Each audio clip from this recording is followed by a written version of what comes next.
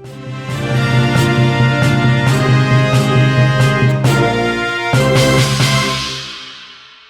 berikutnya, Polda Metro Jaya menggerebek kantor pinjaman online ilegal di kawasan Pantai Indah Kapuk 2, Penjaringan, Jakarta Utara pada Rabu 26 Januari 2022 malam kemarin.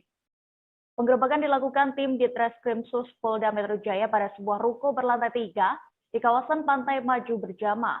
Dalam penggerebekan ini, sebanyak 98 karyawan dan 1 manajer sebuah perusahaan peer-to-peer lending atau P2P diamankan. Informasi lengkapnya akan disampaikan rekan Fandi Permana, jurnalis dari Tribunnews yang kini sudah bergabung bersama kami. Halo rekan Fandi. Selamat siang Tribunnews dan juga rekan Mita. Selamat siang rekan Fandi, bisa Anda ceritakan dari pantauan Anda bagaimana detik-detik penggerbekan kantor pinjol di PIK 2 ini yang berhasil diungkap oleh Polda Metro Jaya? Ya, seperti diketahui bahwa pada malam kemarin, Rabu 26 Januari 2022, aparat dari Direktorat Reserse Kriminal Khusus Polda Metro Jaya menggerebek perusahaan pinjaman online atau P2P peer-to-peer lending di kawasan Pantai Indah Kapuk 2, Jakarta Utara. Pengembangan kasus ini dilakukan oleh Polda Metro Jaya berdasarkan patroli siber dan juga ada beberapa laporan yang masuk dari masyarakat tentang maraknya praktik pinjaman online ilegal yang sangat meresahkan. Dan dalam penggerebekan ini juga perusahaan yang saat ini masih diselidiki untuk nama dan juga direksinya juga mempekerjakan banyak karyawan di bawah umur. Selain itu juga ruko ini memang sangat tertutup, bahkan jauh dari keramaian, padahal di kawasan Pantai Indah Kapuk itu merupakan sentra kuliner ataupun pusat keramaian yang sangat ramai dikunjungi oleh masyarakat khususnya di kawasan Pluit, Jakarta Utara. Nah, ya, lalu bagaimana cara para karyawan ini dalam menjalankan aktivitas penagihannya kepada nasabah, Fandi, dan juga apakah masih sama seperti kasus-kasus sebelumnya yang disertai ancaman dan juga intimidasi?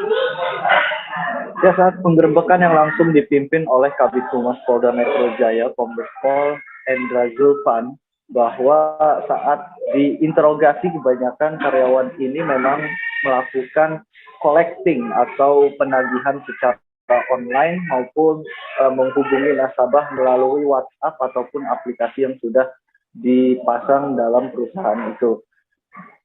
Memang dalam penagihannya beberapa karyawan atau mungkin mayoritas karyawan melakukan intimidasi kepada nasabahnya dengan cara mereminder atau memberi peringatan 1 atau 2 hari sebelum jatuh tempo dengan berupa nada-nada ancaman dan juga beberapa foto yang sudah diedit sedemikian rupa dengan kata-kata yang sangat tidak pantas sehingga membuat nasabah merasa terdesak dan untuk membuat shock terapi agar segera melunasi hutang di pinjol tersebut. Kita. Lalu apakah sudah ada ditetapkan sebagai tersangka dalam penggerebekan kantor pinjol ilegal ini? Untuk tersangka sampai saat ini pihak Polda Metro Jaya melalui Ditreskrimsus masih mengembangkan sindikat perusahaan pinjol ini apakah masih terafiliasi dengan perusahaan-perusahaan yang sudah pernah digerebek sebelumnya beberapa bulan yang lalu.